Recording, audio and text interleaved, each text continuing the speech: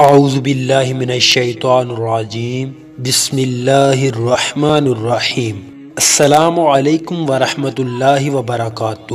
امید کرتے ہیں کہ سب دیکھنے اور سننے والے خیر و عافیت سے ہوں گے۔ اللہ پاک آپ کو اپنے حفظ و ایمان میں رکھے۔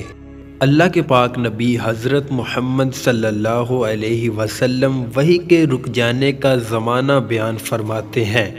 آپ صلی اللہ علیہ وسلم نے وحی کے رک جانے کے زمانے کے حالات بیان فرماتے ہوئے کہا کہ ایک روز میں چلا جا رہا تھا کہ اچانک میں نے آسمان کی طرف ایک آواز سنی اور میں نے اپنا سر آسمان کی طرف اٹھایا، کیا دیکھتا ہوں کہ وہی فرشتہ جو میرے پاس غار حرا میں آیا تھا وہ آسمان و زمین کے بیچ میں ایک کرسی پر بیٹھا ہوا ہے۔ میں اس سے ڈر گیا اور گھر آنے پر میں نے پھر کمبل اوڑھنے کی خواہش ظاہر کی۔ اس وقت اللہ پاک کی طرف سے یہ آیت نازل ہوئی، اے لحاف اوڑھ کر لیٹنے والے، اٹھ کھڑا ہو اور لوگوں کو عذاب الہی سے ڈرا اور اپنے رب کی بڑائی بیان کر اور اپنے کپڑوں کو پاک صاف رکھ اور گندگی سے دور رہ۔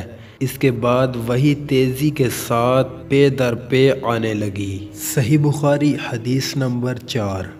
حدیث پاک کو شیئر کرنا صدقہ جاریہ ہے، ثواب کی نیت سے شیئر ضرور کیجیے گا۔